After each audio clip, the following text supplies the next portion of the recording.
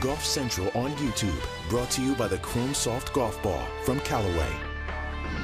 Hello, I'm Anna Jackson, and this is your Golf Central update. Well, first up, we start with the news that just came out in the last few hours that will no doubt disappoint golf fans around the world. As for a while now, we've been expecting to see Tiger teed up this week at Albany for the first time since Friday of the Open, but instead he made this statement on Twitter this afternoon saying, "In my preparation and practice for this week's Hero World Challenge, I developed plantar fasciitis in my right foot, which is making it difficult to walk.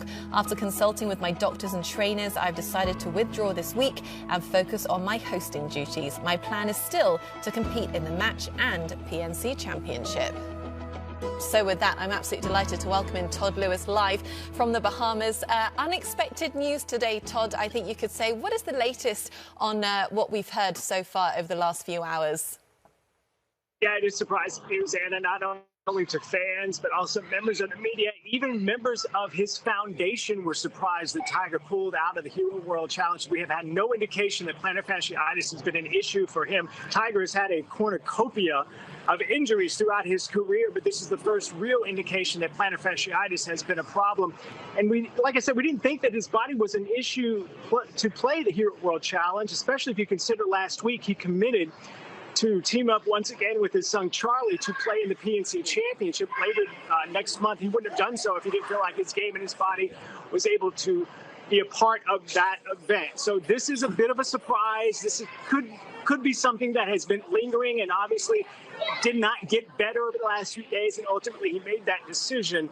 I did reach out to two prominent members of his camp, and they did not have anything to say in regards to this news today. We expect Tiger to get into a little more detail in regards to his injury at his press conference tomorrow here in the Bahamas. Yeah, we're very much looking forward to hearing from the 82-time PGA Tour winner tomorrow. It's going to be fascinating to hear what he has to say. But in terms of medical setbacks, Todd, it's very hard to know. You know, we've only heard this news a couple of hours ago. How much of a setback do you think this could be for Tiger going forward?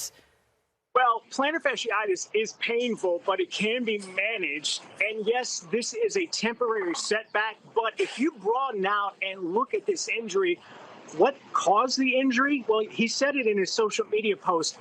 Training, getting ready for the Hero World Challenge. That is an indication to me that maybe his right leg and his back, which continues obviously to be an issue, it will be an issue for him for the rest of his life, it seems like. They have been getting better and have enabled him to train. This is just something that just popped up while he was getting ready for this championship. He's got two more events, as you mentioned, in December, the match and also the PNC Championship.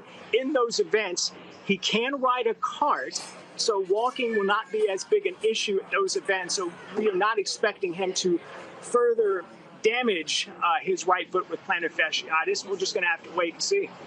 Health and fitness is always going to be the biggest question surrounding Tiger, Todd. And, of course, you're going to be there at the press conference tomorrow, which we're going to have live here on Golf Channel. But what else do you expect to hear from Tiger, do you think? Well, a couple of things will probably be addressed in his press conference. Obviously, this news in regards to what is wrong with his right foot, and is this kind of a temporary setback, or does he anticipate this being an issue for maybe months to come?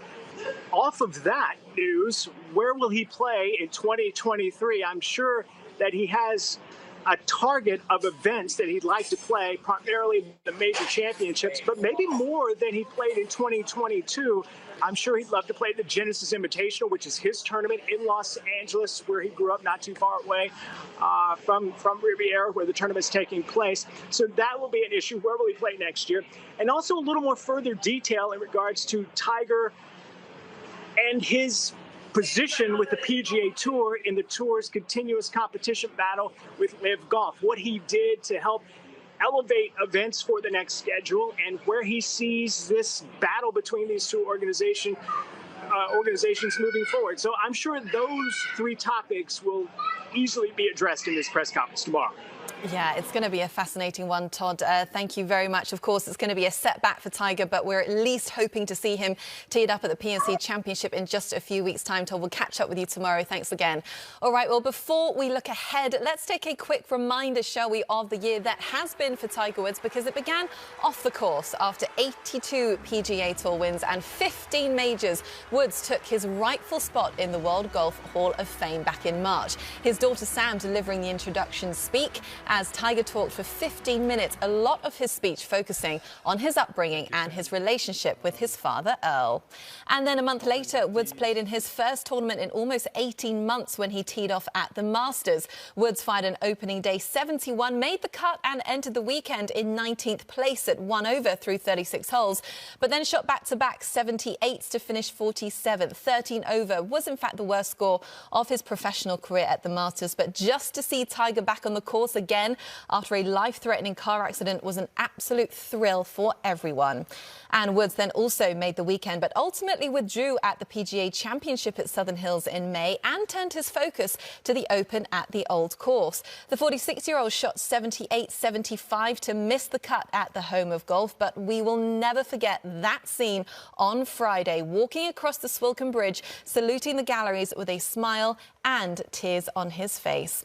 Well, we've had some absolutely amazing moments with Tiger this year, but it is not done yet. Coming up December 10th, you have got the match where he'll be teaming up with Rory McIlroy to take on the formidable pairing of Spieth and Justin Thomas in that special exhibition match. Then December 17th through 18th, you've got the PNC Championship where he'll be playing alongside a not so little Charlie anymore down at the Ritz in Orlando, Florida. And then, of course, this week, the Hero World Challenge. He'll no longer be playing, but he will serve as tournament host. So with that, let's bring in our very own Trip Eisenhower to review the news that we've had here on Tiger Now. We have mentioned that press conference will be coming at 10 a.m. tomorrow, Trip. We'll have that live on Golf Channel. But more on your reaction to this withdrawal. What do you make of the news?